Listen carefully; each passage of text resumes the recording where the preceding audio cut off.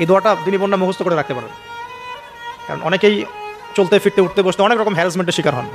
যদি আপনি সতীত্ব রক্ষা করে চলতে পারেন তখন আল্লাহর কাছে দোয়া করবেন। একটা রাজা ছিল, রাজাটা লম্পট টাইপের।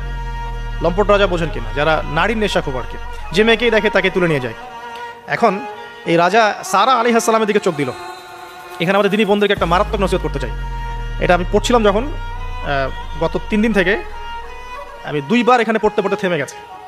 সারা আলাইহিস সালামকে যখন কিডন্যাপ করা হয়েছে তখন দুটো কাজ হয়েছে এখানে। এক, ইব্রাহিম আলাইহিস সালাম সাথে সাথেই তিনি নামাজে দাঁড়িয়ে গেছেন। ইব্রাহিম আলাইহিস সালাম কী করেছেন? নামাজে দাঁড়িয়ে গেছেন। আর সারা আলাইহিস সালামের দিকে যখন হাত বাড়াচ্ছে এই আপনার লম্পট বাচ্চা, সারা আলাইহিস সালাম সময় চেয়েছেন যে আমি নামাজ পড়বো, আমাকে নামাজ পড়ার ব্যবস্থা করে দেওয়া হোক।